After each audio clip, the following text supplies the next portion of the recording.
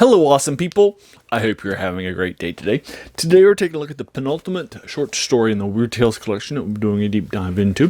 That was written by William Hope Hodgson, who lived in the pulp era.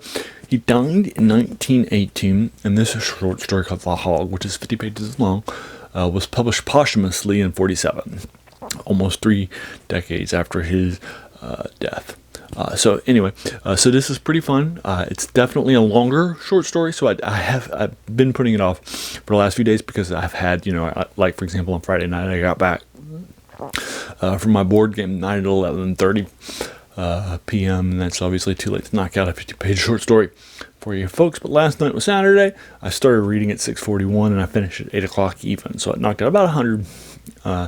80 pages rather, 20 more than the 60-minute hour. So I knocked it out pretty quickly. I've been blowing through stuff, if you'll recall, time-wise, even though this collection that I'm going to be linking you to is oversized. Now, this was published in 1947 again, so that is still in the copyright window. So, therefore, I probably won't be able to find this online for you for free. I'll only have to link it to this collection that we've been doing a deep dive into for you folks. As a reminder, the title of this channel, The Worst Thing About New Books, is a quote by a French philosopher, Jacques Joubert, who said that the worst thing about new books was they kept us from reading the old ones. And a 1947 work is definitely an older work. Most of the stuff that survives from William Hope Hodgson is in the horror genre. He wrote a lot of stuff and was pretty prolific during his era. But most of the stuff that remains. He also has a book that's been published by Penguin Classics, and a couple of other things here and there. But again, this is mostly his collection. So I picked up a collection of him, if you'll recall, about 15 years ago or so when I was doing a deep dive into older horror after reading Lovecraft and doing a deep dive into Cthulhu Mythos. So I wanted to see if contemporary stuff in the pulp era. So I picked up a collection, read it, loved it. I've never gone back and read it since I lost my collection and I moved. So I went back and picked up another collection for this after I was reminded about how much I liked him when we read a short story called The Voice in the Night from another collection that I picked up recently in the horror genre during this era. And I said, I should probably pick up another collection and read it. So that's what I did. And now we've been doing a deep dive into this, and this is the penultimate story. And the last one was also published posthumously too.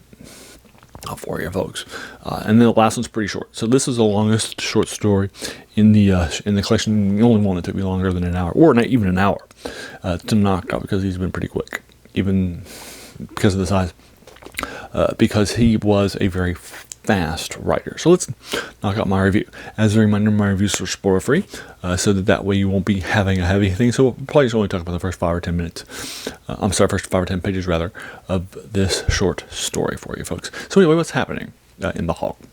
So this is another short story in the series of Ghost Hunter short stories, where we have somebody who has a professional ghost hunter, Karnaki, and he is telling this short story to his friends and colleagues and people who know the business of professional ghost hunting. So he is tracing them down, and then he will take them out using arcane and scientific means. So he is a ghost hunter, if you will, that destroys ghosts as a professional. So what he'll be doing is he'll be telling a story that happened here in this building that everybody has just finished having dinner and smoking cigars and pipes and so forth. And now he's taking his time and telling the story. So this is the presentation and structure then of this story. It's being told by a professional ghost hunter. We'll tell you something about that just happened here in this area in the next room over. So he's the point of view character and the person telling the story. This is the genre and the style of all the other stories in this collection too of the Karnaki series. Anyway, so Karnaki has been summoned by a doctor who has a case of somebody who has dreams, and in these dreams he disappears down, and so he tells his dreams to Karnaki over the first few pages, and basically what's happening is that he's getting pulled down into a labyrinth of a hellish nature, and then he encounters down there a bunch of hogs, pigs, and he begins to one-click a pig back to them like he's talking a language back to them that he knows and recognizes. And then at the end there's this big giant oink from this big giant hog, and then that's it. That's his dream. He's finally able to summon the strength to come out of his dream, even though he wasn't able to before. And then he comes out, and that happens every night. He tries to go to sleep. So this is what is happening, and that's why Carnegie has been summoned by a doctor who's a colleague of his, a medical doctor, who recognizes the signs of the occult in this. So we're going to find. So what he's now going to do is he's now going to summon. At night, get his stuff together, put together some arcane shields and magical and scientific shields and such like that he has assembled during the day, and then at night he's going to have them bring back the occurrence and so forth. Only about 2 or 3 pages into it, the things are going to start going bad, and they're going to go in a very, very dark direction very, very quickly. That's about 8 or 10 pages into the 50-page short story.